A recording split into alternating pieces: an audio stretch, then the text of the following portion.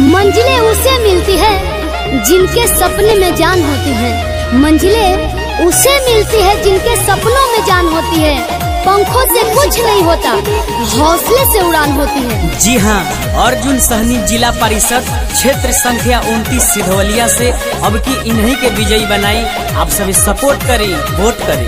हाथ जोड़े करतानी रौरा से गोहार हो, आहिल बनिए हो चाची रौरे दुआर हो। आहिल बनिए हो चाची रौरे दुआर। अरे हाथ जोड़े करतानी रौरा से गोहार हो, आहिल बनिए हो चाचा रौरे दुआर हो। कहतानी जवन सब से बतावे के बा, बतावे के बा।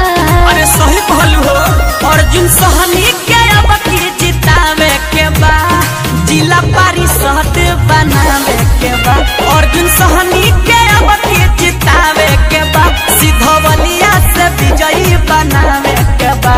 मिक्स बाय रैंकुश बाह। याद रखी हो क्षेत्र संख्या 29। ए चाचा ए चाची भूले के नहीं थे ना भूलाए के बा। अब की अर्जुन सहनी के जिला परिषद बनावे के बा।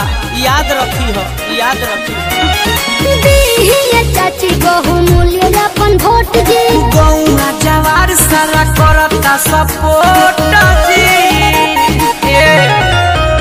अरे इनके जिताई रउआ विजयी बनाई। कवनो विरोधियन के फेरा में नया हो जे भूलता वो कदा बतावे के बा, बतावे के बा।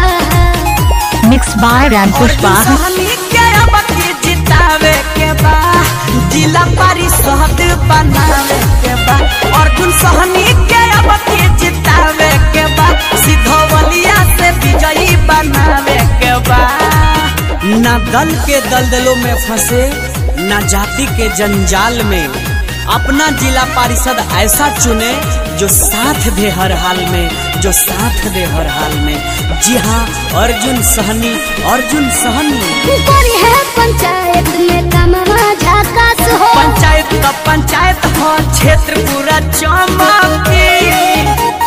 अरे हाय भैया सही बोलुए दीदी। हवन गरीबवन के नेता ही अच्छा, होंगे ईमानदार इ त सबका से साचा।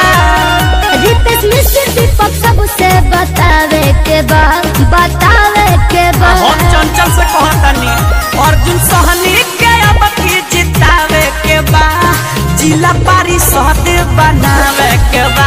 अर्जुन सहनी के अब की जितावे के बा, सिधवलिया से विजयी बनावे के बा। मिक्स बाय रैंकुश बाह।